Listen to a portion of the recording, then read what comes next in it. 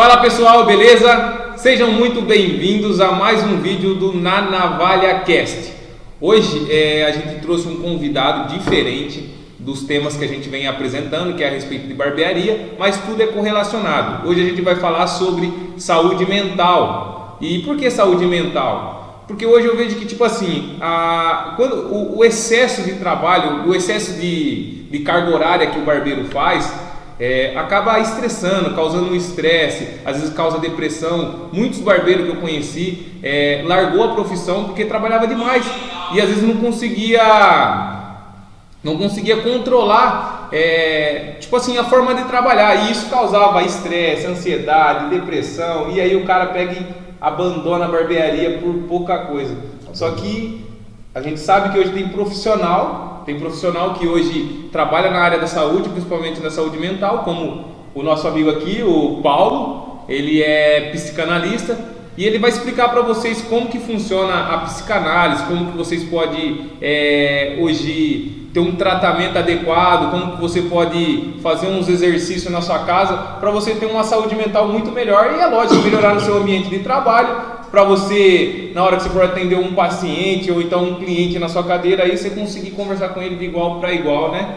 E aí a gente conseguir ter um diálogo muito melhor, né? Esse daqui é o Paulo. Se apresenta para a galera, Paulo. Boa noite, pessoal. Boa noite. O Dani falou uma coisa bem legal, que é paciente mesmo. Aliás, quando o Dani foi meu paciente também, tenho muito orgulho disso. Graças a Deus, agradeço sempre a Deus pela oportunidade, né? De estar ajudando ele numa época difícil aí. Mas ele falou uma coisa bem legal, que paciente, né? Vocês, barbeiros, vocês são terapeutas também. É o terapeuta, né, Dani? A pessoa chega ali dentro do salão, você pode ver, a pessoa, às vezes ela marca o horário, ela chega lá na porta, você olha para a pessoa, ela está derrubada, né? Não é? Não é verdade? Quantas vezes já viu isso, né? A pessoa chega ali, mocorongão assim, tal, senta lá na cadeira, você bate um papo com a pessoa enquanto vai cortando o cabelo dela, ela vai falando dos problemas dela ali com a família, às vezes conversando com você sobre o trabalho, quanto está estressante. Quando você acaba o seu serviço, o camarada levanta igual aquele pessoal que ia ver filme do Bruce Lee, né? Não tinha? Eu lembro quando eu era jovem, quando eu era molecão, jovem eu ainda sou até hoje, né? Mas quando eu era molecão, passava filme do Bruce Lee, do Van Damme no cinema. São os clássicos.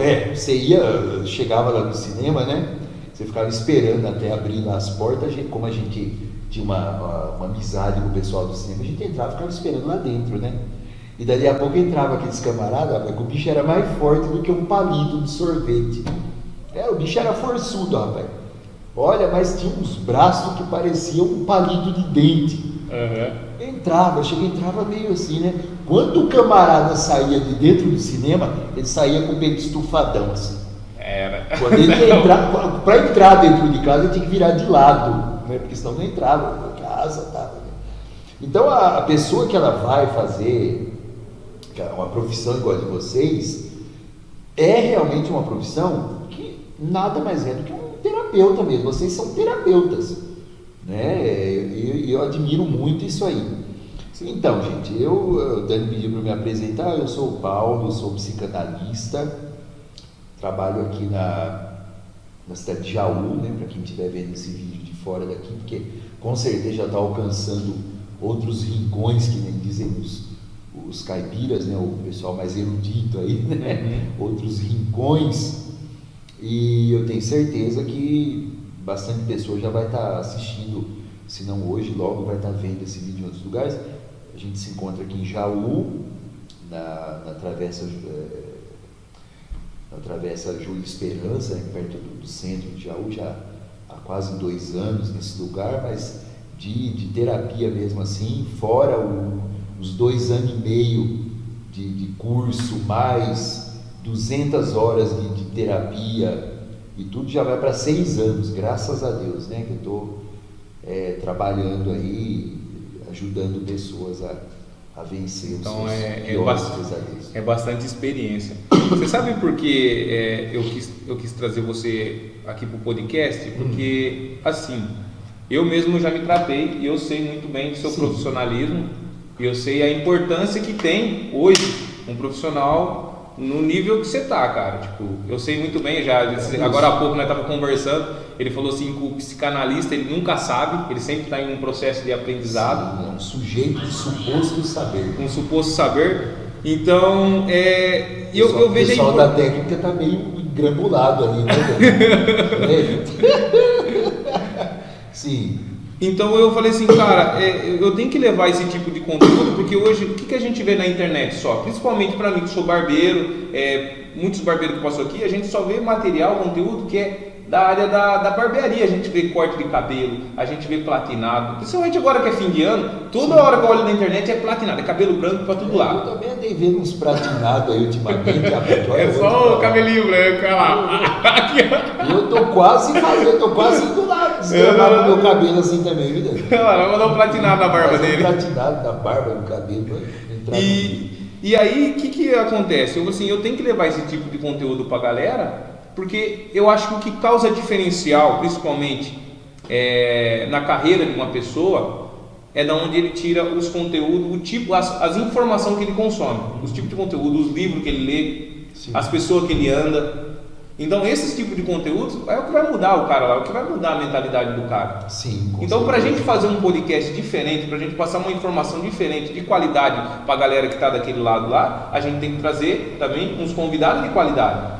Não é só barbearia, a gente tem que trazer o cara que cuida de como que funciona você montar uma barbearia, e o cara que cuida da sua saúde por trás, da sua saúde mental, que vai fazer você pegar e montar a barbearia. O que adianta você montar a barbearia, mas você chegar na sua casa estressado, você chega na sua casa nervoso, briga com a mulher, chuta o cachorro, vai atender o cliente, atende de qualquer jeito, não adianta nada. E às vezes a gente precisa de um psicanalista todo dia aí, só que às vezes nem o próprio barbeiro sabe. Eu mesmo não sabia, não fui. Quem estava lá pedindo tratamento? Foi. Sem saber. A sua evolução depois da terapia foi uma coisa assim espantosa. Não é porque tá? É como eu falei para você, o psicanalista é um sujeito de suposto saber. Por mais que a gente estude, a gente tenha uma obrigação de estudar, né? O psicanalista, o terapeuta psicanalista, né? Ele tem a obrigação de ler muito, de se informar muito. Né? Hoje tem cursos aí que o cara se forma em 5 meses, já abre consultório, uma porta lá e já, né? Mas assim, o psicanalista ele tem essa obrigação de conhecer artes, culturas, religiões, uma série de coisas assim para poder agregar na terapia dele, tá? Por que é suposto saber? Porque assim, o que nós tratamos muito hoje em dia em clínica, depois até do evento da Covid aí, é síndrome do pânico, depressão, esse tipo de coisa. Pânico, já falei, depressão e ansiedade. Então, como eu estava falando para você aqui em off, né? Todo mundo tem os sintomas da depressão igual. Ah, é? É igual. É formigamento na mão, é aperto no peito, é aquela falta de ar, aquela sensação de que você vai ficar louco de uma hora para outra, sabe? Você dissocia de você mesmo, entendeu? Parece que você sai do seu corpo e está vagando num limbo, é uma coisa de louco, cara. Então não tem essa, se o cara pegar assim, eu tive uma depressão mais forte que a da outra pessoa. Não, calma, eu vou chegar nesse ponto aí. O que eu quero explicar é o seguinte: por que nós nos consideramos de suposto saber? Porque não é porque o Anderson, a Edilane, esqueci o nome dele ali, você, no caso, o Giovanni, né? O Giovanni está ali na técnica ali, né? Tem uma síndrome do pânico, uma depressão, uma ansiedade, que a causa vai ser a mesma. O sintoma é igual, mas o que deu causa àquilo é totalmente diferente às vezes. Olha que interessante. Cara, então não dá para você tratar não é igual médico, por exemplo, o clínico, né? Ou o psiquiatra, que você chega lá, doutor, eu estou 3 dias sem dormir, né? Estou chutando o cachorro, igual você falou, estou brigando com a mulher, estou batendo nos fios. Aqui, ó. Toma esse remédio aqui e acabou. Não, até por isso que a terapia psicanalítica é uma terapia mais demorada, porque nós nos esmeramos por entrar pelo caminho mais difícil, que é a investigação da coisa, tá? Um psicólogo, por exemplo, ele vai trabalhar para reduzir sintoma. O psicanalista, ele vai reduzir a causa, ele vai trabalhar em cima da causa. Entendi. Entendeu? Então você chega em mim dizendo que está com, vamos supor, uma ansiedade crônica. Eu, se eu sou um psicólogo, vou fazer uma terapia cognitiva comportamental para fazer com que você entenda que aquilo ali é um processo que você está passando, né, que aquilo com a terapia ali, com algumas dicas, alguns trabalhos que nós vamos fazer, você vai melhorar daquilo. O terapeuta psicanalista, concomitantemente, ou seja, junto com muitas vezes a gente indica para ele procurar o médico, o psiquiatra, para pegar uma medicação, porque a nossa terapia, ela é uma terapia mais dolorosa e mais demorada. Entendi. Não há maquiagem. Entendeu? Ali é a solução. Vamos colocar vai direto na fonte do problema. Vamos colocar um exemplo? Eu tenho uma árvore. A minha árvore está esburacando o tronco e está caindo as folhas. A terapia comportamental, ela vai fazer com que aquele buraco se tampe, tá?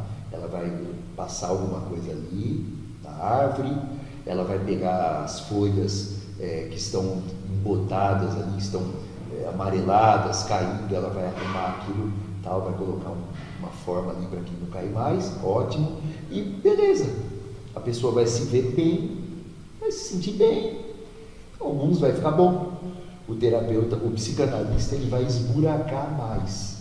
Ele tem que saber o que está comendo aquela árvore. Vai lá na causa do problema. Na causa do problema, é ali. Então, por isso que eu falei que nós somos de suposto saber. Por quê? Porque muitas vezes, todo estudo que a gente tem, às vezes não serve para aquele caso. Às vezes é uma coisa nova ali, uma causa nova que, sim, principalmente agora depois dessa pandemia, um monte de gente não tinha passado por um processo de pandemia desse jeito, nesse tamanho, né? Então provavelmente hoje bastante gente está sofrendo, só que é uma causa nova que o psicanalista hoje ou o psicólogo tem um trabalho maior para fazer, né? E eu vejo que até é isso que está fazendo com que os trabalhos dos psicólogos seja mais visto hoje, porque eu vejo bastante gente entregando conteúdo na internet a respeito de saúde mental, a respeito de psicologia, bastante coisa eu estou achando na internet por conta disso daí, que eu acho que veio crescendo muito essa área, né? Dani, a pandemia, que aliás não acabou, tá? Eu estava vendo agora ali, a China está com os crematórios entupidos e está com a demanda terrível. Tanta gente está morrendo com Covid ainda, porque eles liberaram as restrições, né? E o povo danou para morrer de novo. Mas você pensa bem que é uma família estruturada, onde tem um pai, tem uma mãe, tem os filhos, tá? E de repente, do nada, o seu pai começa a ter uma tosse, um espirro, e começa a sentir falta de ar, e você leva o seu pai para o pronto-socorro e você vai embora. Quando você volta lá, seu pai está dentro de um saco preto que você não pode abrir, tá? Então, esse problema da pandemia, ele gerou realmente um problema muito sério, principalmente por respeito a luto. O luto, hoje em dia na terapia, é uma coisa muito procurado para ser resolvido. É difícil, é diferente de você ter uma pessoa que está doente, você poder acompanhar ela ali no leito dela enquanto ela está doente, você está ali com a mão dada com ela, dando aquele acolhimento, a pessoa falece, você vai lá, você passa a noite toda lá na beira do caixão. Então, assim, há uma cicatrização parcial da ferida. Uma outra coisa é você não ter o direito de se despedir do seu ente querido, tá? Então, realmente, a pandemia veio, lotou os consultórios de psicanalistas, psicólogos e outros terapeutas, né? Realmente foi uma coisa... Trabalhou num medo, né? Terrível.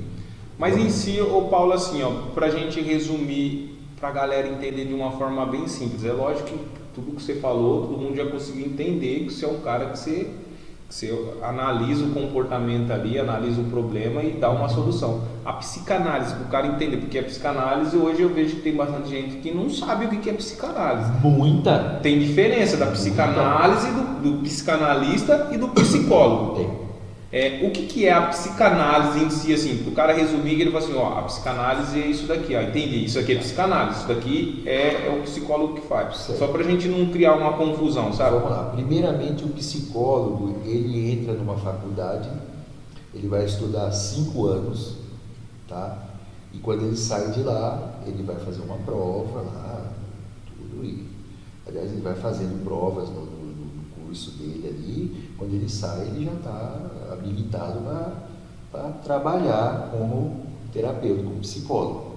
Uhum. O psicanalista, não, o psicanalista, ele vai, como eu já te falei, ele vai fazer um curso bom hoje de psicanalista, ele vai durar 2 anos e meio. É quase uma faculdade isso aqui. Qual que é o grande diferencial de uma faculdade? É porque o psicanalista ele não sai de lá formado. Aliás, o psicanalista não se forma nunca. Ele tem que estar sempre ali estudando. O psicanalista, ele morre estudando. Aí, ó. Né? Vamos supor que hoje o Anderson viesse aqui e falasse assim, olha, eu quero fazer terapia. Ótimo. O Anderson ia me demandar uns 4 livros. Tá? Mas porque você não Só sabe. para você tratar ele. Você não sabe o problema do Anderson? Peraí, como eu acabei de falar. O Anderson pode vir me oferecendo aqui as queixas de uma síndrome do pânico. Tá? Mas tem coisas que eu vou precisar me inteirar mais para poder atender o Anderson. O grande diferencial da psicologia para a psicanálise é esse. Que o psicólogo ele já sai de lá formado. E o psicanalista nunca se forma. Tem que estar sempre estudando. Olha, sempre. A gente já conseguiu entender. A vida do psicanalista é estudar. Você está comendo, você está lendo alguma coisa. Você está deitado, antes de pegar no sono, você está estudando alguma coisa. Uhum. É o nosso dia a dia esse aí. Maravilha, entendeu? cara. Outra coisa interessante para se falar. Como eu já te falei, a nossa modalidade de trabalho, a terapia psicanalítica, ela se amolda a várias terapias. Você vê que aqui na clínica nós temos acupuntura, nós temos reflexologia podal, que é a Edilane, né, que faz. O que seria uma reflexologia podal? Boa pergunta. Reflexologia podal, eu gostaria até que fosse eu não sei não. Eu gostaria que fosse ela que fizesse essa explicação. Mas, assim, a reflexologia podal, ela é uma técnica de massagem feita nos epicentros do corpo. O que são epicentros?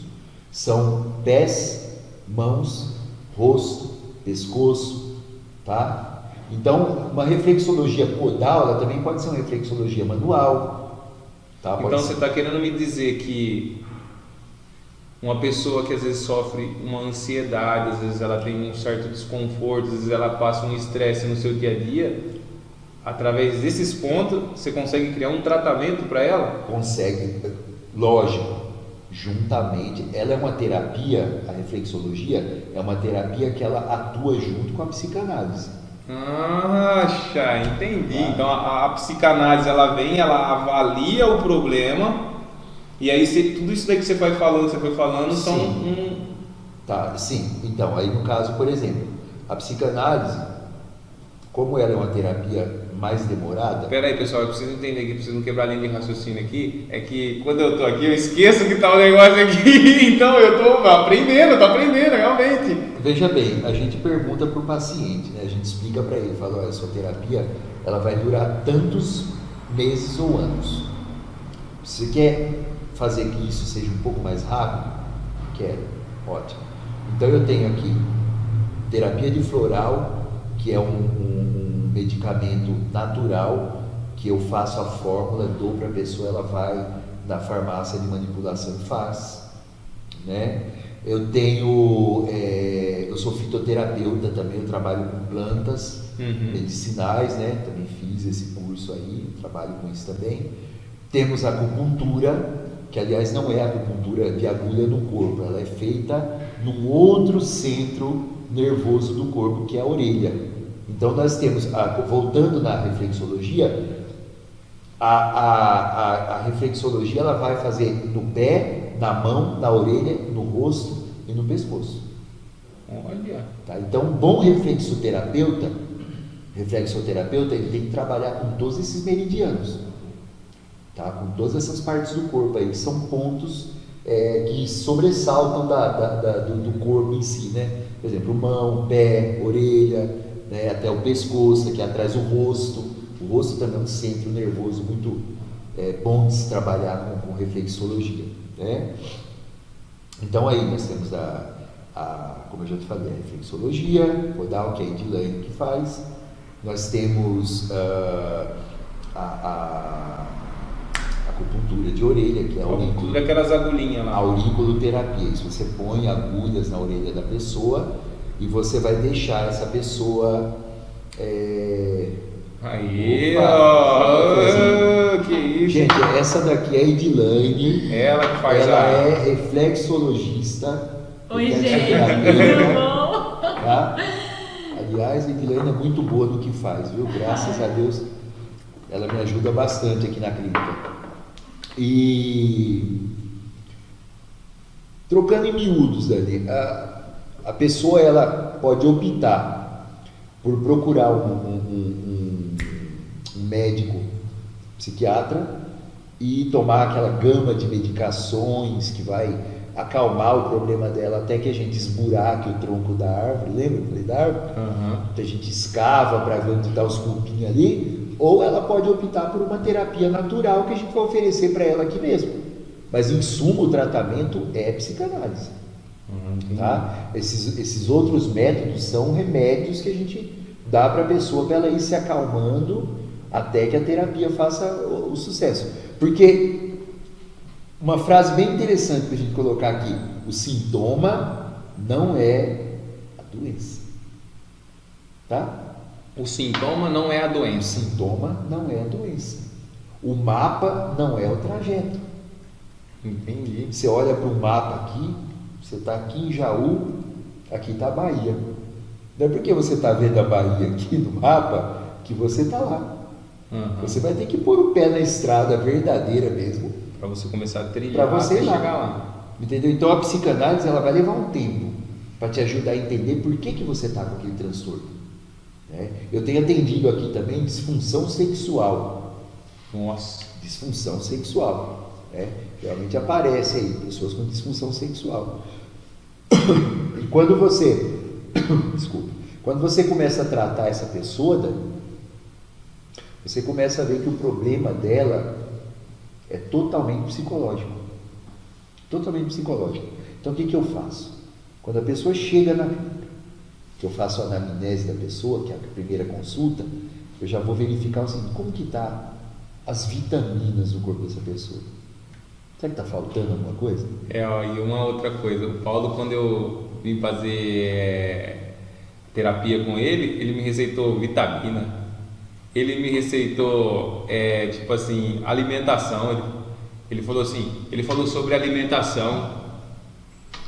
Ele falou sobre um monte de coisa que era para fazer, exercício físico.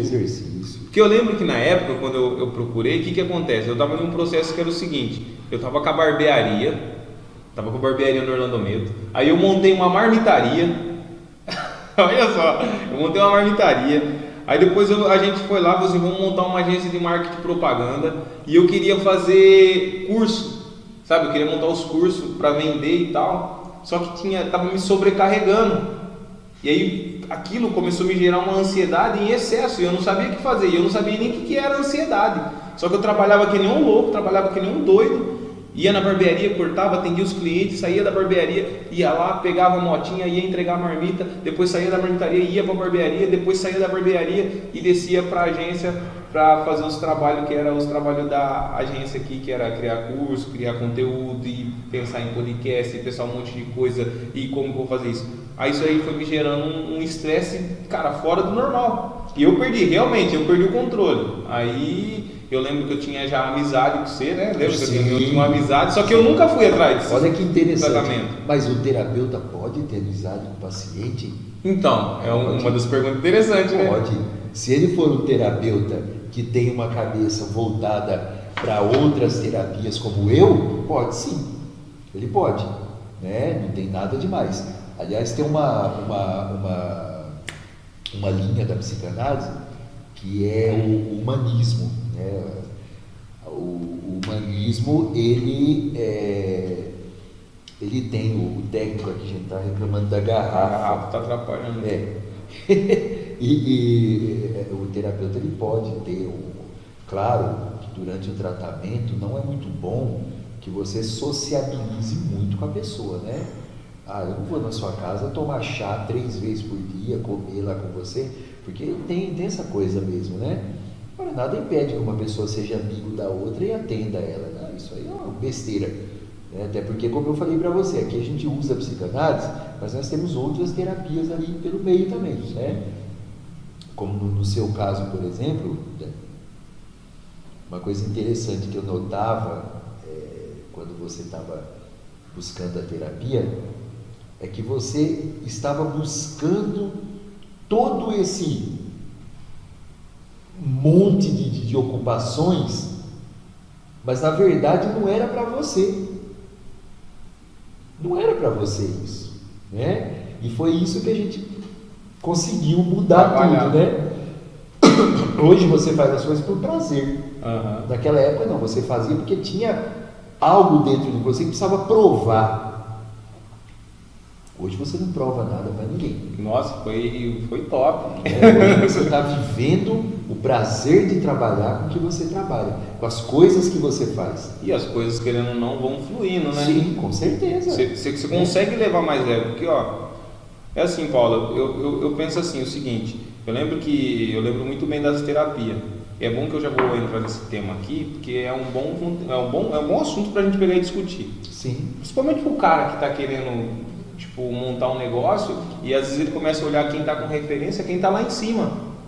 E aí o cara, ele está olhando quem está lá em cima e ele lá embaixo, cara, com a primeira maquininha de cabelo, não sabe nem fazer ainda, tirar a marcação do corte, não sabe nada, ele não tem nada, está na garagem. Você entendeu? Isso daí ele olha para cima e fala assim, porra, pai, não consigo chegar nisso nunca.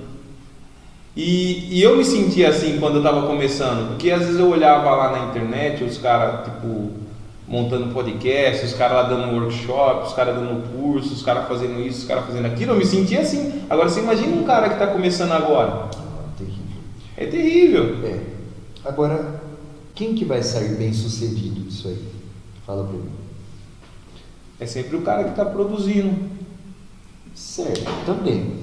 Mas na verdade quem vai sair bem sucedido disso aí, né, é quem tiver, presta atenção, isso é uma dica para vocês que estão começando agora, né, vocês que estão cortando o cabelo aí, como o Dani falou, com a maquininha, né, mais fraquinha, na garagem de casa, às vezes até numa cadeira dessa de escritório, né, usando uma toalha de mesa para cobrir o pescoço do caboclo que vai lá. Não tem nada demais. Verdade. Você sabe? Às vezes nem tem a toalha de mesa. Eu tiro por mim, né? Sabe onde eu comecei meu consultório? Na sala da minha casa. Olha aí. Uma sala da minha casa. Eu isolei um cômodo lá com gesso, coloquei uma porta e fiquei 3 anos lá. 3 anos. Vou te falar, o primeiro ano eu tinha um paciente. Um só? Um paciente. Mas o que eu descobri? Uma coisa interessante, eu fiz direito, né? Eu estudei advocacia. Foram 5 anos, cara, assim, horríveis da minha vida. Mas por quê? A advocacia não é boa? É maravilhoso. A pessoa entra, se ela tem vocação para aquilo, eu vou chegar já aonde tá? Não vou fugir do assunto, não. Mas isso tem a ver também para vocês pensarem. O meu sonho não era ser advogado. Eu estava fazendo direito porque era o sonho da minha avó. Nossa! A minha avó um dia olhou para mim e falou, ele vai ser advogado.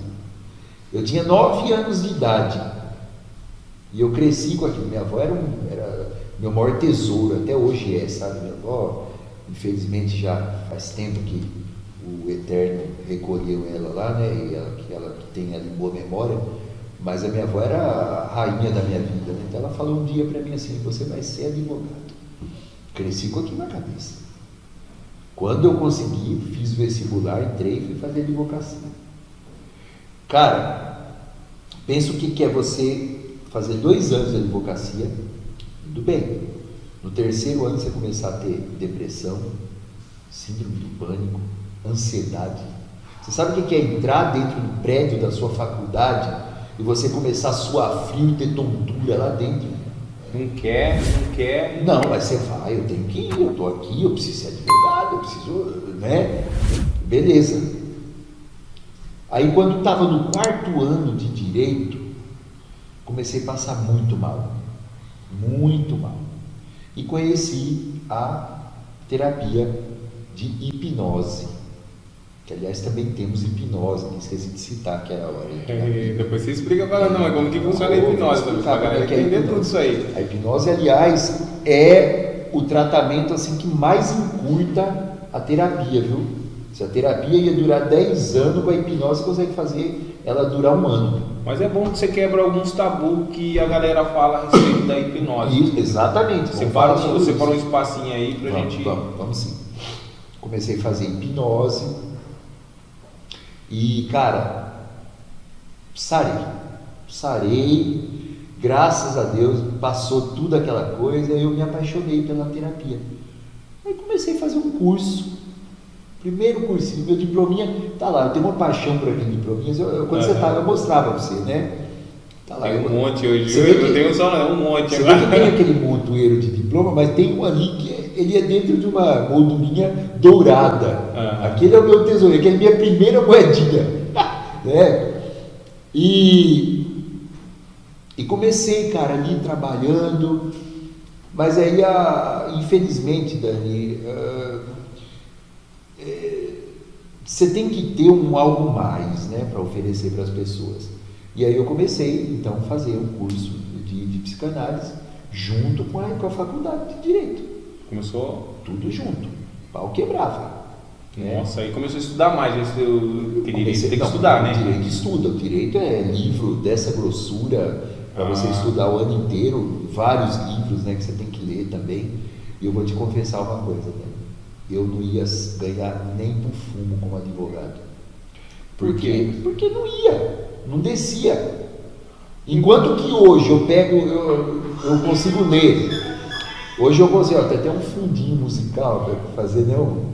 Hoje eu consigo pegar 3, 4 livros por mês se eu precisar e ler. Você gosta? Gosto. Leio facinho, assim, um livro de 200 páginas, assim, brincando. Se eu gostar do livro, eu começo a ler ele 6 horas da tarde, eu vou até 2, 3, 4 horas da madrugada até eu acabar ele. Entendeu? Agora, aí voltamos lá no rapazinho que está lá com a maquininha enferrujada, a toalhinha de mesa, cadeira de escritório, né? Atendendo. Quem que amanhã depois vai ter uma barbearia onde ele vai ser o chefe, onde ele vai ter várias modalidades ali de cortes, de barbeiro, né? Porque tem o cabeleireiro e tem o barbeiro, né? Hoje em dia já. O barbeiro hoje ele é o cara que atende só o público masculino. Certo. O cabeleireiro já consegue atender o público feminino, mas então ele fica mais com a parte feminina hoje. Certo. Deu uma separada. Então, o barbeiro, então, ele consegue fazer barba e cabelo normalmente. Barba e cabelo normal. Ah, entendi, certo. Só então, que ele é um espaço mais... Por que você colocou? Vamos colocar um espaço mais masculino, sabe, pro homem. Cabeleireiro tá um espaço mais feminino. Certo. Mas antigamente era moda o cara falar que era cabeleireiro e não se importar só cabelo masculino. Isso é normal. Só que hoje os caras deu uma barbeiro, o retrô mesmo. Mais macho. Mais rústico. Aliás, eu contei para você uma curiosidade sobre os barbeiros, né? Os barbeiros são os precursores da medicina, né? Quem fazia operação antigamente eram os barbeiros. Os barbeiros extirpavam tumor, operava catarata, sabia raízes que curavam, plantas que curavam. tudo começou no barbeiro. Uhum. Eu vejo que o barbeiro ele desenvolve muito uma habilidade. Tem umas coisas que eu estou segurando aqui que eu vou perguntar para você também. Eu vejo que o barbeiro ele desenvolve muito uma habilidade que é da audição. A gente consegue ter uma habilidade muito fácil para a gente escutar o problema do cliente. A gente traz o problema e a gente consegue fazer, tipo, criar uma sincronia com o cliente, uma amizade com o cliente, e ele consegue ficar bem íntimo nosso, muito fácil. Eu vejo que o psicanalista também tem essa habilidade, sabe? De conseguir fazer as perguntas certas, saber trabalhar isso. E se você me permite uma observação para vocês que estão começando a trabalhar, não fiquem ali enfiados só dentro da barbearia, achando que a vida de vocês vai ser só cortar cabelo. Não, estudem também, leiam revistas, entendeu? Peguem artigos na internet, dá uma dissecada, sabe? Porque é bonito, cara. Eu lembro que hoje eu tenho o meu irmão lá que corta meu cabelo, o Fausto, né? Ele corta de graça, Fausto Gomes. Fazendo propaganda pro cara. Fazendo propaganda aqui pra concorrência. Mas, concorrência, gente. Dani, que é isso? Quando eu ia nos cabeleireiros, nos barbeiros, eu ficava encantado, cara, com a sabedoria dos caboclos. Você falava de fuzil R15 e o rapaz sabia. Sabia. Você falava de tanque de guerra, o cara enumerava assim. Falava até as Falava de comida, o cara conhecia tudo quanto era tempero que existia. Cara, isso é maravilhoso. É um cara que tem cultura. Porque o barbeiro, ele tem que ser culto, Dani. O barbeiro tem que ser culto, porque ele é um terapeuta. Então, igual você está falando, o cara chega lá, você começa a trocar uma ideia com o cara, dali a pouco, Deus me livre, não volta mais aqui não. Você é louco. Cara, doido na cabeça, não fala nada com nada, né? Ou então você tá ali, pois é, rapaz, essa semana, nossa, meu patrão não sei o que, coisa e tal. E começa a abrir o jogo, você fica assim. Parece um boi. Aquela expressão bovina, né? Mas então, vamos voltar aí do rapaz lá que vai prosperar. Quem que vai prosperar? Quem vai prosperar, Dani, é aquela pessoa que realmente quer fazer o que está fazendo. Não é porque o Dani é um profissional que se deu bem na área da barbearia que eu vou abrir um salão. Eu não vou abrir um salão porque o Dani se deu bem. Assim como fulano não vai abrir uma clínica de psicanálise porque o Paulo se deu bem, porque o fulano se deu bem, porque o outro se deu bem. O que eu mais atendo aqui na minha clínica são profissionais. Olha, eu já tive médicos aqui na minha clínica que vieram se tratar comigo, depressivos. Médico. Um cara que não acordava de manhã para ir para o hospital. Ganha bem, carrão, casa boa. Oxe, o cara levantava para ir para o hospital de manhã, assim, pedindo a morte. Não aguentava mais aquilo. E aí, igual você falou aí, o cara tinha uma relativa vida até abençoada, né? Com um veículo bom, uma casa boa, um salário bacana. Por que estava acontecendo aquilo? Aí com o tempo você ia investigando, perguntando para o rapaz, você fala assim, onde você gostaria de estar numa hora dessa agora, nesse momento? Ele falou, vendendo miçanga na praia, né? Ou então água, comendo um caranguejo ali e vivendo livre. Era tudo que eu mais queria. E aí você pergunta para a pessoa, por que você está fazendo isso que você está fazendo hoje? Ele fala para você assim, porque era o sonho do meu pai. O meu pai é médico, meu avô é médico, meu bisavô era médico, né? E meu filho já está prestando vestibular para ser médico. Quer dizer, é uma maldição hereditária isso. Então, quem que vai se dar bem no ramo? Aquela pessoa que estiver fazendo o que gosta. Que realmente se identificar com a profissão. Com a profissão.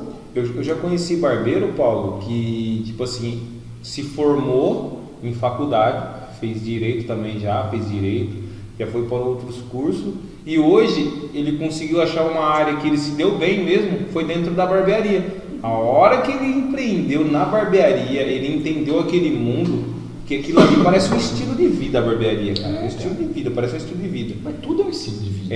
Aí o cara gosta daquilo, ele se sente à vontade. Agora o cara que ele não gosta, ele vai entrar na barbearia, ele não aguenta ficar muito tempo. Não. Teve uma coisa que você me falou na terapia, eu lembro até hoje, como se fosse hoje. Ele chegou e fez uma pergunta em mim, eu lembro que eu falei assim, o Paulo falou assim pra mim, o que você faz de exercício físico? Aí eu peguei e falei assim pra ele, então, deixa eu começar a fazer uma lista pra você.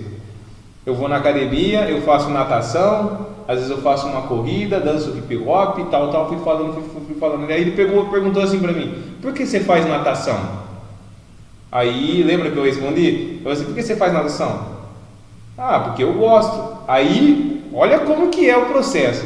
Eu assim, mas você faz natação porque você gosta? Ou porque tem uma outra coisa? Ou você não sabe nadar? Ele já pegou na veia, eu falei assim, não, eu não sei nadar. Então você não está fazendo natação porque você gosta, você está fazendo natação porque você não sabe nadar. Agora o gostar vai vir depois que você aprender a nadar. Ah, agora eu gosto, agora eu aprendi a nadar. Você está gostando da natação? Aí sim, aí eu peguei e fiquei pensando. Aí não é que eu fiz a natação, cara, terminei, aprendi a nadar, aprendi o crawl, aprendi o borboleta, aprendi isso. É lógico que isso é uma experiência que eu acho que todo mundo tem que vivenciar. É válido, né? Tudo é válido. É válido. E aí depois eu peguei e parei com a natação do nada. Aí eu fiquei um tempo pensando assim, nossa, aprendi e saí. Não é que ele tinha razão, rapaz? Aprendi e saí. Então tem muito isso. Você sabe isso daí? Eu via muito isso no curso lá, principalmente quando eu fui fazer o meu primeiro curso. Olha que interessante. Quando eu fui fazer o primeiro curso meu, que foi lá na IFAC, os caras... Tinha 14 pessoas no meu grupo lá na sala. 14 pessoas. No final de tudo, na hora que a gente foi pegar o certificado, ó, tá aqui o certificado. Barbeiro, todo mundo barbeiro. Sabe quantas pessoas tinha? 4 pessoas. Começou um monte. Começou 14. De 4 pessoas que ficou, você sabe quantos virou barbeiro? 2. E hoje, da minha turma, sabe quantos continuou barbeiro? Só isso. Pois é. Mas ainda bem, né, Dani, que os outros acordou enquanto era tempo, né? Aí, ó. Ainda bem. Começaram igual eu, tipo eu, na faculdade. Igual você, por isso que eu achei interessante. Pode ver como que o bate-papo ele vai acontecendo e as histórias elas vão. E isso daqui não foi combinado, não. Ele deu a analogia dele, eu tô dando a minha, e você pode ver que as histórias vão se encontrando. O bacana do podcast é isso, né? É uma fluência ali de um papo gostoso que vai rolando, né? Acho que é ruim, igual você falou, né, agora há pouco, né, que se eu tinha um roteiro, eu falei, que roteiro? Eu perguntei pra ele se tem um roteirinho, você gosta de seguir, eu falei assim, nossa. Não tem necessidade de roteiro, né, Dani? O básico é conversar, é dialogar e falar com as pessoas, né? Sim. Que nem como o seu podcast aqui é voltado para profissionais da sua área, é muito interessante também refletir, além dessa questão aí do querer estar fazendo o que faz, que a pessoa também tenha consciência que ela tem um autossabotador dentro dela. Ela tem um sabotador ali. O que seria assim? É aquela autossabotador. Aquela pessoa que impede você de conquistar as coisas que você gosta, te engambelando. É você mesmo, no caso, tá? Uhum. É tipo assim, é você deixar que o seu inconsciente te ofereça coisas que não vai te servir de nada. Sabe aquela pessoa que passa na sua porta vendendo aquelas coisas? E você trabalha, que nem no caso, né? Eu sou psicanalista, né?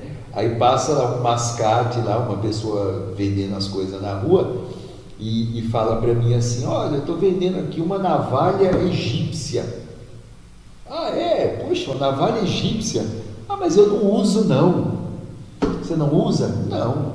Mas é R$2 só. Ah, então eu vou comprar. Eu vou comprar. Mas o que eu vou fazer com essa navalha egípcia? Vou fazer o quê? Eu não sou cabeleireiro, sou barbeiro, caramba. Né? Então o seu inconsciente, ele está, não é por maldade, tá? Mas ele está sempre oferecendo para você meios de não te deixar sofrer. Uhum. Agora eu vou te fazer uma pergunta. Você chegou onde você chegou hoje, foi mar de rosa para você? Não. Não? Você teve que penar para chegar onde você chegou. Pra caramba. E está penando ainda para alcançar mais ainda. Ai, Tá? Então a pessoa que achar que é fácil, ela vai se dar bem? não. Não vai. Só que aí o seu inconsciente sabe que não vai ser fácil. O seu inconsciente sabe que para você se dar bem numa coisa, você vai ter que pagar um preço. Então o que ele faz? Ele te oferece outras coisinhas.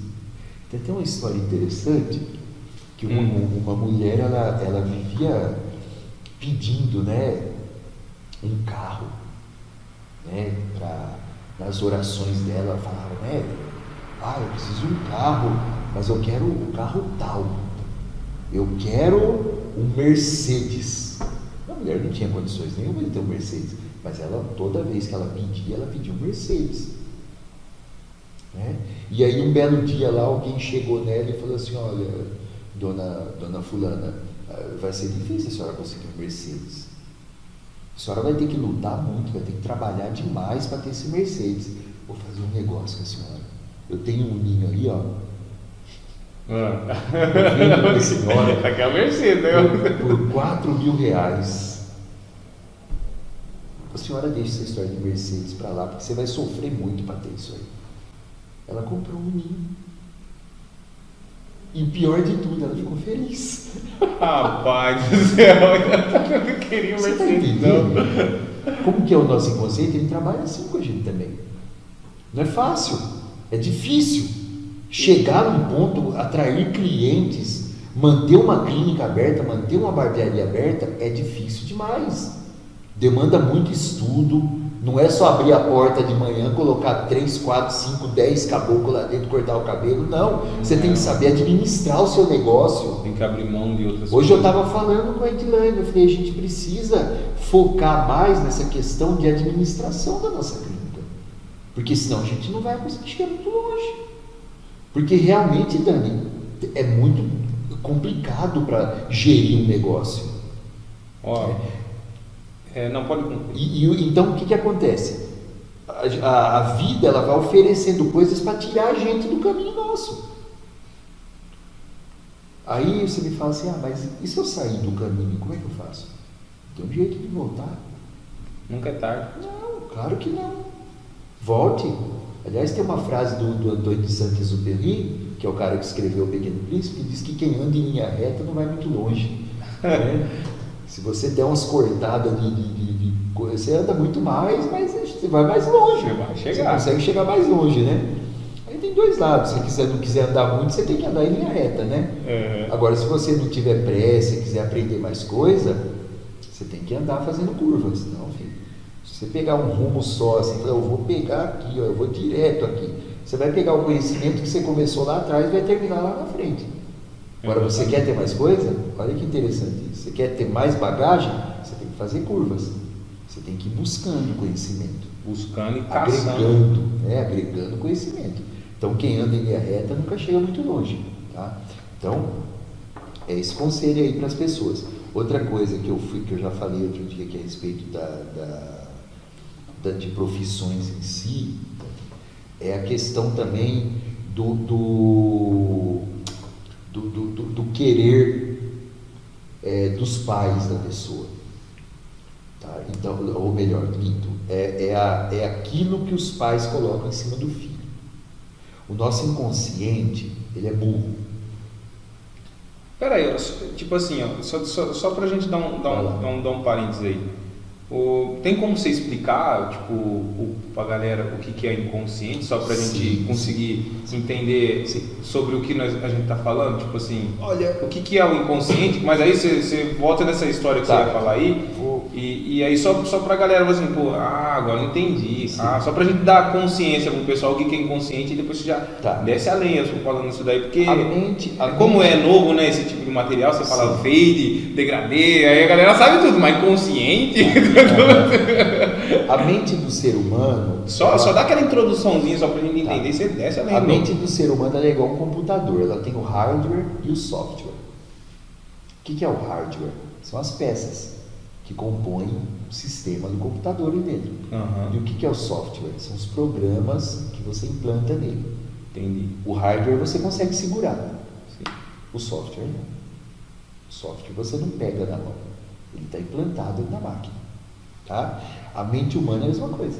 Nós temos as duas extremidades do cérebro, nós temos o hipotálamo, nós temos o lobo frontal, o lobo occipital, né? Então, essa parte física, é aquela massinha cinzenta que você segura, que aliás somos nós, viu gente? Aquilo ali somos nós, tá? Quando você olhar para uma pessoa e julgar que ela é mais bonita ou mais feia que você, entenda que você é um punhadinho de nervo, de massa cinzenta dentro de um crânio, e que aquilo que você está julgando que é mais feio, mais bonito que você, é simplesmente um condutor para levar aquilo que realmente importa, que é o seu cérebro, que é você, para os lugares que precisa de ir. Tá? Então, nosso corpo é apenas um mecanismo para alimentação nossa, que somos a massa cinzenta que está aqui dentro do crânio. Ok? Beleza. Então, o nosso inconsciente, que é a parte do software, trazendo uma analogia assim de computador, ele é parte do nosso sistema operacional. Mas só que nós temos id, ego e superego. Nossa, essa pergunta que eu fiz aqui, cara, aonde que eu vim entrar? O que é o ego? Ego quer dizer eu em grego, tá? Ego sou eu. Id quer dizer isto. E o superego é aquela parte nossa. Olha que interessante isso aqui que eu vou te falar agora. O superego para a psicanálise é um apartamento que os seus pais alugaram na sua cabeça e que não se mudam nem a pau dali.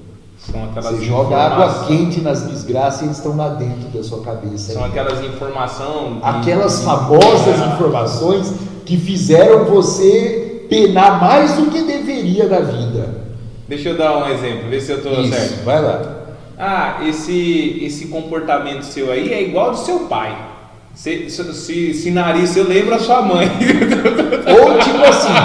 Ou tipo assim, sendo dessa forma, você não vai nunca chegar em lugar nenhum.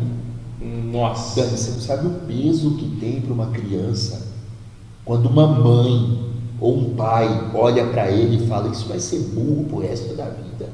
Mas nem para puxar carroça essa desgraça serve. Dani, presta atenção. Uma criança nasce. Ela nasce. Ela vem para o mundo com a cabecinha dela totalmente limpa. Ela é um computador que acabou de sair da linha de montagem. Só está no hardware. Não tem nada ali de programa operacional. Quais vão ser as pessoas responsáveis pela programação dessa máquina? Pai, mãe, irmão, parente, ambiente, tá, né? Tudo bem, mas vou ser mais específico. O pai e a mãe. Qual é a importância do pai e a mãe para uma criança? Total, eles são os programadores. Vou te contar uma coisa para você pensar. Quando você é criança, você é um menino ali de uns 3, 4 anos de idade. Você começa a falar, tal. Aí nos 5 anos, a mentira, que é um mecanismo de defesa do ser humano, tá? Se alguém falar para você assim: eu odeio mentira, você toma cuidado, viu? Porque já pegou a mentira. Por aí, sabe? Porque a mentira é um mecanismo de defesa do ser humano. É um mecanismo de defesa, é uma arma que o ser humano adquiriu durante a existência dele. Tá? Não existiu um homem na face dessa terra que nunca soltou uma mentira. Talvez para se proteger. Até tem um escritor, o Nelson Rodrigues, que ele, num dos contos dele, ele falava assim: minta por misericórdia, né? Tem certas coisas, né, que se você fala a verdade para uma pessoa, você mata aquela pessoa. Então tem hora que talvez você precisa falar para aquela pessoa algo que seja uma inverdade, nem que depois você vai lá e corrige, mas não é toda a verdade que dá para ser falada na lata. É verdade, né? Entendeu? Tá? Então vamos lá. Aí sua mãe, ela vê que você começa a falar, tal, e um belo dia ela pergunta assim: quem quebrou esse copo aqui? E você já pegou seu irmão apanhando porque quebrou alguma coisa de casa. O cara lá já entrou na madeira. Foi fulano. Aí tem sempre aquele irmão linguarudo, né? Que chega e fala assim: mentira, mãe, foi ele. O que a sua mãe faz? Seu mentiroso, Ela sem vai pôr- vergonha. Já vi isso. No meio da orelha. Eu já vi mães com a cabeça do filho na mão, assim, ó, dando na boca. Você nunca mais vê a boca do menino sangrando, vai batendo. Quando uma criança passa por uma situação dessa, o que ela nota? Que a mãe é a prova de falhas. A mãe não mente. A mãe me bateu, a mãe tirou sangue da minha boca porque eu contei uma mentira. Logo, a minha mãe não mente. Aí um belo dia você faz uma arte e sua mãe fala para você assim: você é um burro. Você apronta alguma coisa na escola, a diretora chama lá, fala alguma coisa, sua mãe fala assim: por isso, seu cavalo, você vai puxar carroça pro resto da vida. Você nunca vai ser ninguém na sua vida. Dani, a gente tem dentro do nosso cérebro uma parte que é a criança nossa, que fica ali. Ela tem que ser tratada às vezes, porque ela entra em conflito com o adulto, mas ela está ali. Aquela primeira mente, aquele primeiro conceito, ele está ali. Então, aquela criança que recebeu um nome de burro, ela vai ficar, se ela não for tratada, e se aquilo pegou forte nela, ela vai levar aquilo para o resto da vida dela. Nossa. Então, eu acho que eu já devo ter te contado um caso de um paciente meu, de um paciente lá do começo, quando eu comecei a clinicar, que o menino tinha uma cabeça fora do comum. Pensa num cara inteligente. Ele entrava num lugar desse daqui assim, ó, ele dava uma olhada, tivesse um ar-condicionado aqui na parede, ele ficava dando uma olhadinha assim, ó.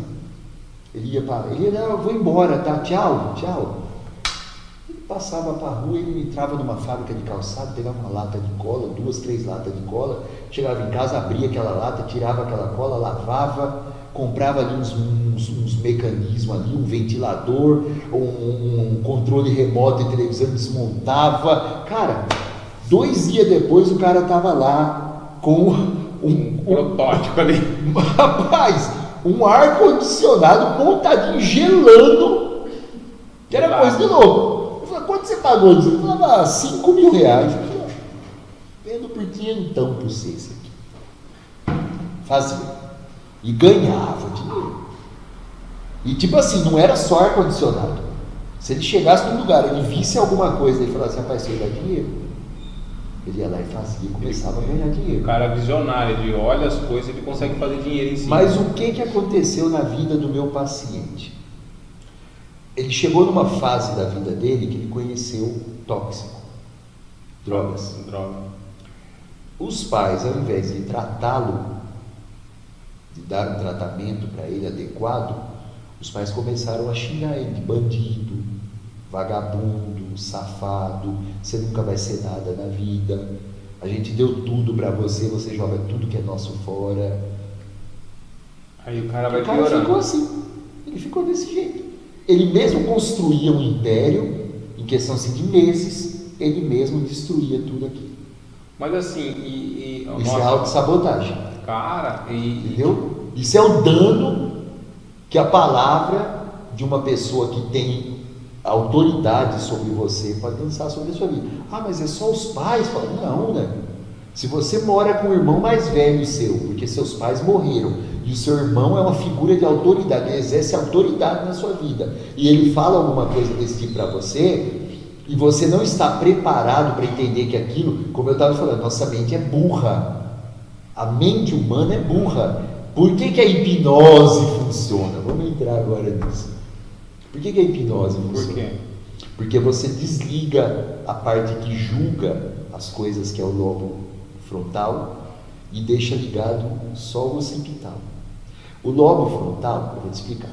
Nós temos vamos voltar na parte do computador. Temos os periféricos de entrada, né? De informações do nosso corpo. Audição, visão, olfato, paladar, tato. Temos muitos outros também, mas vamos falar só desses. Sim. Quando essa informação entra no nosso corpo, na nossa mente, o que acontece? Ela passa pelo hipotálamo, ela vai lá no lobo occipital, vem para o lobo frontal, onde ela é julgada, e depois ela volta lá e se aloja no lugar do cérebro da gente. Tá? Então, quando nós vamos fazer hipnose numa pessoa, o que a gente faz? A gente rebaixa a atividade do lobo frontal, porque senão a gente não consegue trabalhar as imagens que estão dentro da cabeça dela. Porque se a gente fala, por exemplo, assim, vamos lá, você sofreu quando era criança um trauma com uma cobra, por exemplo. Uma cobra correu atrás de você, um rato correu atrás de você, e hoje você não pode ver cobra, você não pode ver rato, que você entra em desespero, né? Você entra em pânico. O que você vai fazer com essa pessoa? Você vai colocar ela no estado que a gente chama de hipnoidal, que é um estado quase sono, mas não é sono, tá? Então a pessoa às vezes fala assim, eu vou dormir na sessão. Não, você não vai dormir, você vai relaxar, você teve... Você entra em um estado, você fica meio que... Você não fica dormindo, fica como se estivesse naquele sono aquele soninho bem levinho, assim, mas você sabe que está tudo acontecendo, você sabe que está tudo acontecendo do lado aqui, exatamente. Só que você está aqui, ó, você tem a percepção de tudo. Aí o que acontece? Eu falo para você assim, olha Dani, agora você está andando numa estrada e tem uma cobra aí, você acabou de ver ela, mas do outro lado do seu tem um pedaço de madeira, caibro mesmo, vai lá, mata essa cobra. Mata a cobra, cara. Ela não vai fazer nada com você. Porque se você for notar, ela está amarrada, ela está com uma corrente prendendo ela. É só você chegar lá e dar uma paulada nela. Aí, se a pessoa não tiver em estado de hipnose, ela diz, esse cara é louco, esse cara está vendo cobra aqui. Então você tem que criar essa imagem, você faz o paciente criar essa imagem dentro da própria cabeça. Depois que você rebaixou o senso crítico dela. Mas se não é feito esse processo, você não consegue, a pessoa não consegue nem criar essa figura. Não. Primeiro porque a hipnose, toda hipnose é auto-hipnose. Então se você não quer, você não vai conseguir. Então a gente já quebrou um tabu aqui. Quebramos um tabu. Outra coisa que o pessoal sempre fala, mas eu vou lá e pode ser que ele me coloque em estado de hipnose e faça, me abuse, né? Igual em esses filmes. Esses filmes, cara. Aliás, teve um filme que teve recentemente, é uma sacanagem, rapaz. O cara, ele abusava de mulheres usando hipnose. Ele colocava as mulheres no estado lá e jogava a gente fala âncora, né? E toda hora que ele pronunciava aquilo, a mulher estava na mão dele. Cara, isso é uma burrice do tamanho do mundo. Porque você consegue pôr âncoras na pessoa? Consegue. Mas se essa âncora não é usada constantemente, ela desaparece. Lá. Ela desaparece. Então, a pessoa que fica com a âncora não é o terapeuta. Porque o terapeuta não fica 24 horas com aquela pessoa.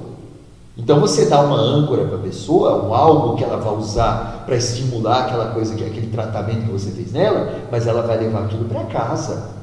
Você não vai ficar com a pessoa o tempo todo. Então, e se ela não usa aquilo, por exemplo, eu sei que a pessoa tem uma xícara na casa dela igual essa. Eu sei que ela tem.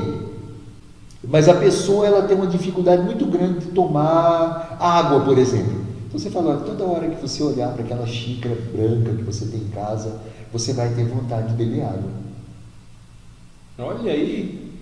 E aí em si... A pessoa vai para casa e toda hora que ela olhar para aquela xícara, ela vai beber água. Isso daí você instalou uma âncora. É uma âncora. Olha que interessante, cara. A aula tá muito top, outra coisa que a pessoa pergunta. Mas eu vou... E se eu não conseguir voltar? Como você mesmo falou aqui agora, você não vai voltar de lugar nenhum, porque você não vai sair dali. Você vai estar sabendo o que está acontecendo, você vai estar ouvindo a minha voz, né? Óbvio que às vezes, quando o lugar está muito tumultuado, a gente põe uma sugestão na pessoa que ela não vai ouvir mais nada além da voz da gente. Dá para fazer isso, entendeu? Sim. Mas a pessoa vai estar ali ouvindo você.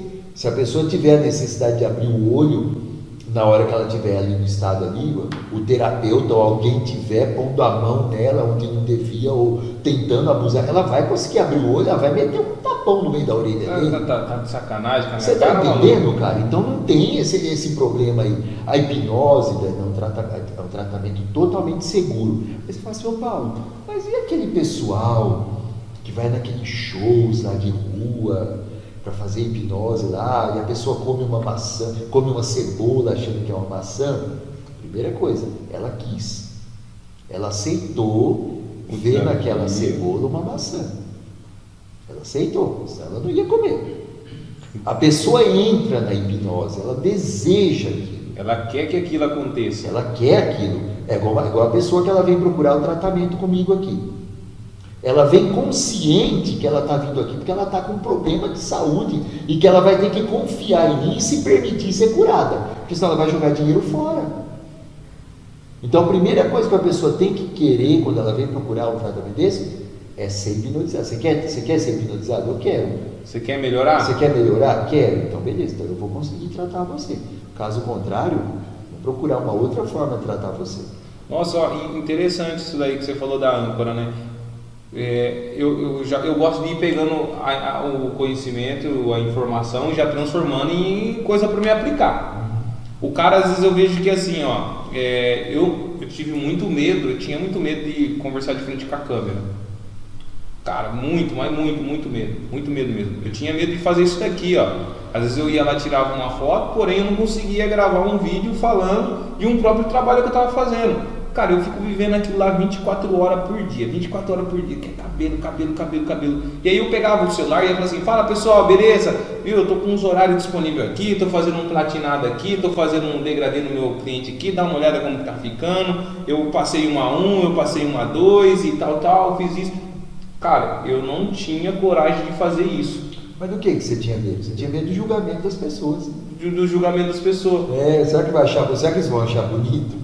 Agora, nesse caso aqui, é possível a gente trabalhar com uma âncora ou a gente soluciona o problema? Assim, que você está com medo do quê? Dani, isso aí tipo assim... Porque eu vejo que isso daí não é um medo só meu, isso daí é uma coisa que várias pessoas ali... Várias pessoas ali têm, né? Isso aí é a coisa que... Eu estou falando uma coisa que é genérica para as pessoas se identificar e como que a gente pode aplicar isso que você acabou de falar. Vamos lá, vamos pensar pelo seguinte, tá?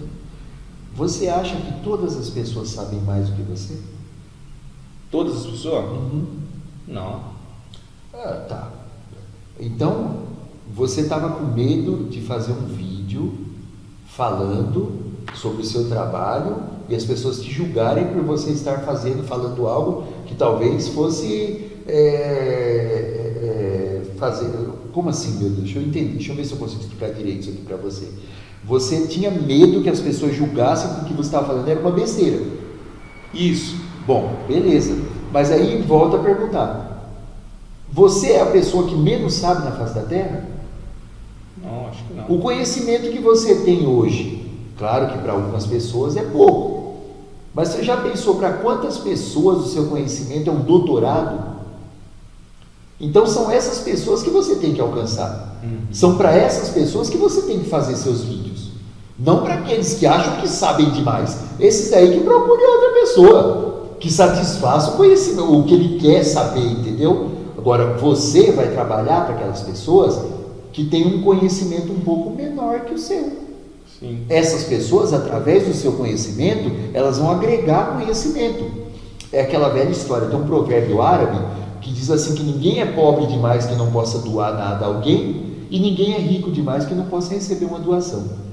Olha que interessante isso. Ninguém é pobre demais que não possa doar e não há ninguém rico demais que não mereça uma doação. As pessoas sempre vai ter pessoas interessadas no seu conteúdo, porque o seu conteúdo para eles vai ser um conteúdo que eles nunca viram. Entendeu? Então por que eu vou me preocupar com as pessoas que sabem mais do que eu, sendo que tem pessoas que sabem menos do que eu e que precisam do que eu sei? Sim, entendi. Tá? Então assim, isso que eu estou usando com você aqui seria uma parte terapêutica. Agora eu quero melhorar isso com hipnose. O que eu vou fazer? Eu vou colocar você em estado de hipnose, tá? E vou fazer com que você se veja na frente de um palco enorme. Tá? Geralmente quando eu faço isso, a pessoa está assim, ó, na cadeira. A gente já fica tremendo. Na cadeira mesmo, a pessoa. Nossa, que legal, né? A pessoa está hipnotizada e está tremendo. Você fala, calma, o povo está tudo aplaudindo você. E aí a pessoa começa a relaxar, tal. E agora imagina. Veja aí, usa a sua imaginação agora. Você tem uma imaginação forte. Se veja agora falando para esse público. E olha quantas pessoas você está conseguindo alcançar. com aquilo que você está colocando para elas agora. E daqui a pouco, e sinta o prazer nisso. Você sente tanto prazer em fazer isso que você está fazendo, que você não consegue nem deixar de esboçar o sorriso. E a pessoa abre o sorrisão. Daí você volta com a pessoa, você traz ela para o estado de vigília, né, que é o estado que a gente está agora, esse é o estado de vigília. E a pessoa vai embora feliz da vida e solta tudo aquilo e vai fazer o que ela tem que fazer e ser feliz. Nossa. Você está entendendo? Entendendo, cara. Agora, muitas vezes, só com essa explicação que eu passei para você, a pessoa não precisa nem de hipnose.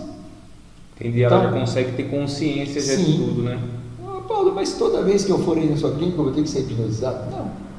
Vai ter coisa que com a psicanálise, com uma boa conversa, com um pouquinho de filosofia, uma outra coisa interessante, que todo bom psicanalista tem que estudar filosofia. Filosofia é a principal ferramenta nossa. Sim, trabalha com a arte do pensamento, né? A filosofia tem que andar junto com a gente. Você tem que saber trabalhar com isso. Cara, eu acho interessante isso, porque chega até a bugar, sabe? São coisinha que às vezes as pessoas não têm acesso a esse tipo de informação mesmo. Eu não tinha. E pode ver, cada vez que você vai falando, eu vou aprendendo mais, eu vou entendendo mais como que funciona. Até mesmo o cara que está lá do outro lado, ele vai começar a olhar, tipo, às vezes as coisas de um jeito diferente. Sim. Né? Você meio que dá uma encurralada ali no que o cara vai fazer, no medo do cara, você, pô, nossa, que legal, funciona assim, funciona daquele jeito. E isso daí, era esse tipo de informação, esse tipo de conhecimento que eu queria trazer para a galera. Você pode ver, é tudo aplicável. Então, Dani, voltando um pouco lá naquela questão do trauma causado pelas palavras do seu responsável, pai, mãe, irmão mais velho, professora. Cara, os alunos, você pode notar que está tendo muita evasão de escola, né? Sim. As pessoas estão se evadindo muito da escola, ninguém quer ficar em escola mais. Porque os professores hoje estão levando uma carga tão grande, claro que é culpa dos pais e dos próprios professores. As crianças nunca devem receber a culpa pela evasão escolar, por abandonar o estudo. Tá? Atrás de um mau aluno tem um mau professor. Que me perdoem os colegas aí, os professores, né? Mas atrás do mau aluno tem um mau professor. Nunca existe um mau aluno, existe um mau professor. Um professor que não agrega, um professor que espalha, né? Eu já tive pacientes aqui na minha clínica que eram da área do magistério, que eles falavam para mim que o pior momento da vida deles era ir para a escola dar aula. E se perguntar por quê? Porque é um bando de capeta dos infernos, os demônios, e coisa e tal. Aí eu perguntei uma vez para esse paciente se ele conhecia os alunos. Conhece, é o fulano, ciclano, beltrano. Eu falei, alguma vez você já colocou eles sentados assim, em volta de você, e começou a perguntar para cada um como que eles vivem em casa, como são os pais, né? Em que situação eles vêm para a escola, se eles comeram para vir, se eles se alimentaram, né? Se eles apanharam antes de vir para cá. Você já fez isso alguma vez? Qual que é o sonho deles? Qual que é o seu maior sonho? Isabelzinha, ou Ricardinho, ou Joãozinho, né? Conta para ti aqui, ou para mim, né? Qual que é o seu maior sonho? O que você pretende da vida? Não, nunca fiz isso, até porque se eu for fazer isso aí, vai virar uma bagunça a sala de aula, e não sei o que, blá, blá, blá, blá, blá, blá. Eu falei, olha, seguinte, eu vou te dar como tarefa essa semana para você fazer isso. Na outra sessão, esse paciente chegou na clínica muito emocionado, falando o que ele tinha colhido dos alunos, né? E o quanto era terrível para ele hoje lembrar de todas aquelas palavras que ele falava contra os alunos dele. Passou, melhorou, hoje ele vai trabalhar com gosto. Quando os alunos começam a dar trabalho, ele faz a rodinha e conversa com cada um deles, entendeu? Então falta muito empenho, né? Falta muito empenho. Mas eu estava falando sobre a questão da maldição, das palavras grossas que o pai, a mãe, o responsável, a professora joga sobre a criança, né? Isso aí a hipnose trata muito bem. Maravilha, hein? Trata muito bem. A hipnose, inclusive para criança, né, que não tem... Vamos falar português, claro. Mas assim, e às vezes a pessoa não consegue identificar. Então, às vezes, vamos supor, eu tô lá, o cara, ele quer subir de vida, ele quer chegar em tal lugar, ele quer comprar um carro, ele tem várias vontades. E aí ele tá se sabotando toda vez, porque né, você contou a história do seu amigo, você contou a história do professor. Se você entendeu, por exemplo, por que ele se sabota? Porque são algumas mensagens que é implantada lá no seu... Ele não pode decepcionar o herói dele. Quem que é o herói da criança? Pai e mãe. Ele não pode decepcionar. E aí faz certo. Mas aí a pessoa não entende, então a pessoa fica sofrendo às vezes a vida inteirinha. O inconsciente, velho. É o inconsciente. É aí que entra aquilo que eu falei para você. O psicólogo ele vai dar umas tarefas para a pessoa, ele vai... Não estou menosprezando, pelo amor de Deus, colega daí, tá? O psicanalista ele vai fazer com que essa pessoa volte até esse momento e perdoe. Porque, meu irmão, eu vou falar uma coisa agora bem verdadeira aqui para você. Se o ser humano conseguisse perdoar de fato as pessoas, não haveria uma clínica aberta. Não haveria profissão igual a minha. Não haveria psicólogo. Você está resumindo então tudo o seu trabalho em perdão? Perdão. O seu trabalho é fazer o cara perdoar uma coisa que aconteceu. Perdoar. E perdoar também aquela pessoa que magoou ele. Só que primeiro ele tem que ter consciência disso, né? Ele tem que entender o que aconteceu. Mas quando ele aprender a perdoar, primeiramente ele mesmo. Porque às vezes o ódio que essa criança, que esse adulto tem, daquela injúria que ele sofreu lá na infância, é tão grande que ele tem ódio dele mesmo por sentir aquele ódio. É complicado, né? Ele tem ódio dele por sentir o ódio. Entendeu? Então a primeira pessoa a ser perdoada é você. Aí já era. Aí quando você vai perdoar a pessoa que te magoou, você tem que fazer uma opção. Você quer perdoá-lo e continuar perto dele? Ou você quer perdoá-lo, seguir a sua vida e deixar que a outra pessoa siga a vida dela também? Aí é com você. O que eu recomendo é que perdoe e deixe a outra pessoa seguir a vida dela. Entendi, cara. Porque existe a questão também, Dani, do tipo de personalidade narcisista. Existem muitos pais e mães que são narcisistas. Esses detonam a cabeça dos filhos. E não adianta você achar que o narcisista vai ficar bom um dia. O narcisista não fica bom. O narcisista é um tipo de paciente que ele vem para a clínica, ele vem 2 sessões. Aí para. Ele para. Porque ele não aceita que ele tem falhas. Ele não aceita que ele tem problemas na vida dele. Ele não tem a disponibilidade de falar, vou procurar uma terapia, tu precisa de terapia. É uma pessoa tóxica então, esse narcisista? Muito tóxico, muito. Agora você imagina você sendo filho do narcisista, uma pessoa que não tem culpa de nada, que tudo joga a culpa em cima da cabeça dos filhos. É sempre culpa da outra pessoa. É o filho e o marido, que é um filho da puta, desculpa a palavra, gente, tá? Mas como aqui é um podcast para adulto, né, acho que não tem problema. Né? O filho e o marido, se é o marido, é a mulher que não presta. Nunca ele vai assumir a responsabilidade, então. Não, o narcisista não assume. Não assume, o narcisista não assume a responsabilidade de nada. A culpa sempre é do outro. Nossa, então quer dizer, se você pega um narcisista, você coloca uma pessoa que ela é um pouco mais melancólica, um pouco mais sentimental, você mata essa pessoa ali. O narcisista gosta de pessoas assim. Ah, é? O narcisista escolhe para ser parceiro, para se casar, pessoas dependentes, pessoas que têm uma personalidade fraca, que se apega, que é o alimento preferido do narcisista. Entendeu? O narcisista, quando ele encontra outro narcisista, ele não convive junto.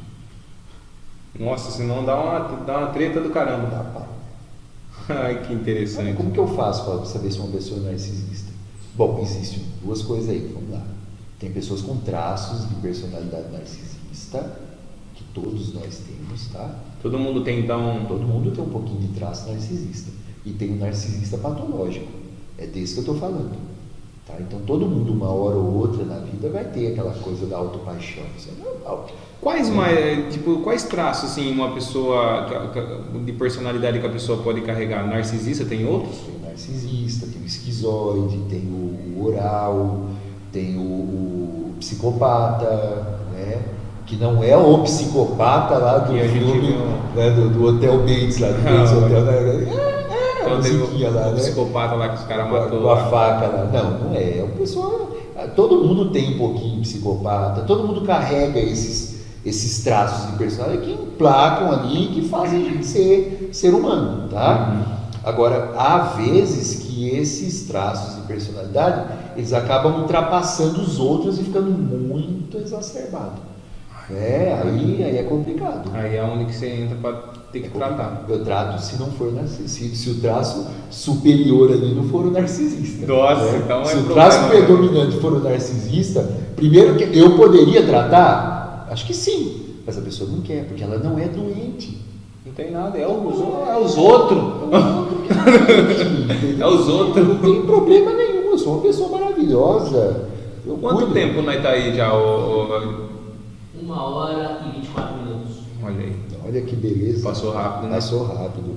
Não é que eu vejo sim que é muita informação, é até difícil a gente pegar e ir cavucando as informações, porque senão você não consegue nem passar, porque é muita coisa, não é? Muito interessante você ter, aliás, aberto esse espaço aqui para mim, porque como você falou para mim, Paulo, tem muita gente que nem sabe o que é psicanálise. Realmente, né? Não sabe o que é psicanálise.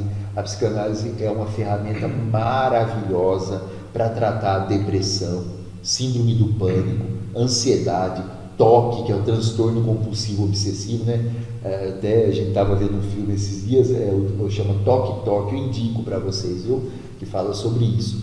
O que é o TOC? O TOC é aquela pessoa que ela, por exemplo, a mesa aqui, né? Eu colocaria a mão aqui, eu já ia ficar caçando um álcool para passar na mão, porque eu já ia me sentir sujo, né? Ou aquela pessoa que, tipo assim, a xícara está aqui, o celular está aqui, então eu tenho que alinhar os dois e a asa da xícara tem que ficar para cá, né? Perpendicular aqui ao hemisfério norte, que acho que nem é norte, né? E aí a sua prancheta, aí eu disfarçava assim, ó, Davi. Aqui, ó a quina da mesa, ó. Tudo alinhado. Tá? Entendeu? Então isso é o TOC, né? Que tem muita gente que tem isso, que é um transtorno seríssimo, cara. A pessoa, tipo assim, vamos supor que entrasse uma pessoa aqui, ela conseguiria andar ali, naquela parte de lá. Aqui onde tem esses pisos assim, ela teria que andar como se ela estivesse pulando a amarelinha. Porque se ela pisar da terceira pedra, ela volta para trás tudo de novo. Não é possível. Tô te falando, a pessoa, cara, ela fecha a porta da casa, quando ela tá lá no quarteirão da rua de baixo, ela volta e vai ver se fechou de novo. Se alguém chegar no meio da rua e falar assim, rapaz, está tendo uma onda de assalto aqui no bairro, ela volta de novo. Coloca mais um cadeado. Para ver se a janela está aberta, né? Manda soldar o portão. Transtorno obsessivo compulsivo. O que mais que a gente trata aqui? Tratamento de casais, né? Tem pessoas... Casais agora? Casais é novo, hein? Isso casais. É novo. Na época eu vim fazer tratamento, não tinha. Já e como que funciona isso pra galera saber? Especialidade, né? Eu fiz um curso agora de especialidade. Você vê que é estudo constante, né? A gente vai vendo a necessidade e vai estudando, né? A terapia para casais, Dani, ela é uma terapia quando a pessoa sente que tem coisas que valem mais a pena do que o término. Então, tá tendo muito problema no meu casamento, sabe? Não estou conseguindo alinhar a situação de uma forma que seja benéfica para nós dois, para os filhos. Mas eu não quero me separar, porque tem os filhos. O fulano, ele tem coisas tão boas nele que eu não quero largar dele. A fulana é maravilhosa, ela tem situações que realmente dá vontade, né, de pegar no pescoço e chacoalhar, né, bater a cabeça para a parede, colocar veneno na comida, tudo mais. Mas vale a pena. Ficou tudo tanto tempo junto, vai jogar tudo né? fora. E outra, Dani, a construção de um relacionamento, cara, ela é muito complicada, sabe? Então, para você viver 1 ano, 2 anos com uma pessoa, 3 anos, 5 anos com uma pessoa, 20 anos, 30 anos com uma pessoa, cara, é uma renúncia todo dia. Então você vai largar de uma pessoa que está com você, que você já sabe os gostos, você já sabe como acalmar aquela pessoa numa situação onde ela precisa de você, para você começar tudo de novo. Então vale a pena? Vale. Então vou procurar uma terapia. E o terapeuta psicanalista, que consegue trabalhar com casais, ele vai auxiliar esse casal a ver se realmente vale a pena continuar. Agora tem um lado meio chato aí, que muitas vezes o casal vem e você enfia o pé e ajuda ele a cair de uma vez, o casamento vai embora logo. Porque às vezes o que está faltando ali é o casal entender que eles não estão naquele casamento, não é porque vale muita coisa a pena, é porque tem uma dependência emocional ali, entendeu? Então o terapeuta auxilia esse casal a encontrar a melhor solução, ou continuar junto e melhorar a situação, ou então cada um vai para o seu canto em paz, que é o importante. Acho que não tem porque duas pessoas tiveram um relacionamento, elas não têm que viver igual o Tom e o Jerry, o gato e o rato pro resto da vida. Eles podem viver em harmonia, podem ter uma boa amizade, podem, assim, enfim. Então a terapia de casal é isso aí. Para ajudar o cara que quer continuar com a mulher. Ou que não quer também, mas não está conseguindo largar. Já era, resolve o problema. De um jeito ou de outro, esse problema vai ser resolvido. Vai resolver. Vamos colocar aí que de 100% que me procura com esse problema aí, 70% larga. Eita, lasqueira. Entendeu? Infelizmente larga. Se nós ficar nesse papo aqui, vai longe, porque eu tô com umas perguntas aqui. Mas em si, a gente já conseguiu falar muito hoje, foi muita coisa, muita informação, já deu tempo, a gente já chegando na reta final. Por mim, eu ficava falando isso daqui, porque eu tô elétrico aqui, eu tô com um monte de pergunta ainda. Mas tem coisa que a gente vai processando. Vamos fazer mais vezes. A gente vai fazer mais vezes, a gente vai trazer você. O Paulo também, ele é um cara que, normalmente, o meu primeiro workshop, eu trouxe o Paulo para dar uma palestra a respeito de saúde mental em ambiente de trabalho. Foi top pra caramba, foi o primeiro workshop que eu fiz, ele tava a presença dele lá, puta palestra que ele deu. E cara, ajudou pra caramba. Só que antes da gente pegar aí, eu queria fazer um bate-bola, eu sempre falo uma coisa, mas eu vou fazer um negócio diferente. Mas antes a gente vai falar sobre os nossos patrocinadores, da galera que nos ajuda. Ó, pra você que gosta de marketing e propaganda, quer fazer o seu negócio, quer divulgar a sua marca, você quer cartão de visita, você quer fazer um anúncio patrocinado, a gente tem a empresa Eleve Group, que é uma agência de marketing e propaganda, entendeu? Às vezes você está lá com o seu negócio e está precisando de cliente. Paulão aqui está precisando de cliente, está precisando de paciente. É lógico que hoje você tá bem pra caramba, também você usa a agência. E aí ele está precisando de paciente, ele tá lá do zero, não consegue ter um ótimo trampo, quer vender? Procura essa agência aí, cara. Ele vai fazer um patrocínio, vai fazer um anúncio patrocinado, vai ajudar você a conquistar cliente, vai ajudar você a mostrar que é criativo. Às vezes você quer desenvolver um curso, às vezes você quer desenvolver uma aula. Cara, é só procurar Eleve Group, beleza? Tem a marmitaria Paladar do Chefe, que fica no Jardim Orlando Mendes. Eu vou deixar as informações tudo aqui também para você pegar, acessar lá. Tem o Instagram, né, Anderson? Instagram. Aí tem a galera que nos ajudou aí também, que veio aí, se apresentou aqui no podcast, trouxe a história. Tem a Daiane Cavalcante, tem lá o Luan, tem o Valdinei Oliveira, tem... Quem que eu tô esquecendo? Tem o Juninho, tem agora o Paulo, tem o Anderson, tem o Daniel também que apresentou. Então toda essa galera aí tá dando uma força. A Edilane lá também que apareceu, trazer um café aqui. A gente tem que agradecer todo mundo. Aliás, deixa eu falar, gente, Edilane Jeremias, terapeuta, viu, pessoal? Massoterapeuta, reflexologista, muito boa no que faz, tá tendo muito sucesso no trabalho dela, tá? O Dani acho que vai colocar aí depois, né? Vou colocar aqui também, vou deixar até o Insta dela aqui. Isso. Porque aí a galera, como você já explicou lá, né? Sim, que é reflexologia, ela é ótima nisso aí, viu?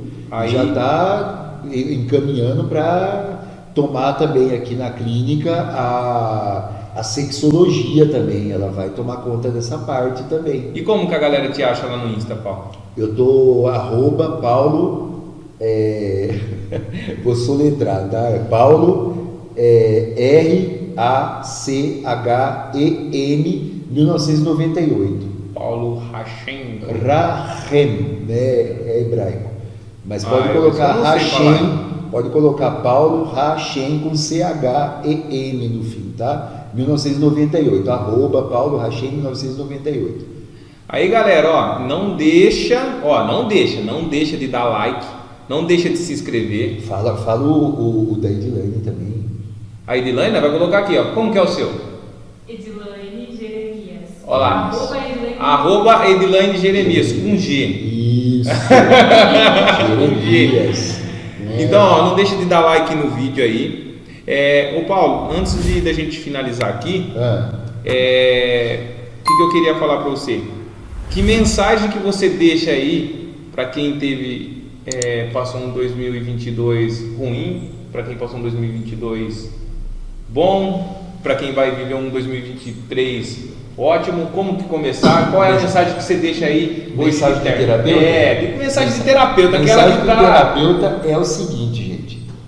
Não vai ter dia bom toda vez. Não vai. Vocês vão ter dias ruins, sim.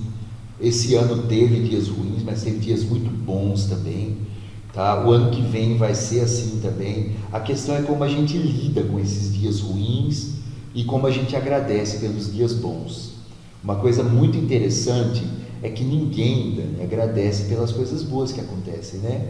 A gente sai da cama de manhã sem nenhuma dor no corpo, respirando normalmente, depois de uma noite maravilhosa de sono, você vê alguém olhar para o céu e falar assim: obrigado, Deus, bendito seja Deus. Agora, mete o dedinho do pé na quina da cabeceira da cama para você ver. O que você vai fazer? Você vai xingar, você vai falar que porcaria de vida, né? Então, aprendam, pessoal, aprendam que nós temos dias bons e dias ruins. Você tem que saber lidar com os dias ruins e agradecer pelos dias bons. E outra, lembre-se sempre, uma felicidade é sempre um intervalo de duas tristezas. E outra coisa, faça terapia. Olha aí! Faça terapia. Muito obrigado, Paulão. Espero ser mais vezes aqui. Beleza, pessoal? Até o próximo na NavalhaCast.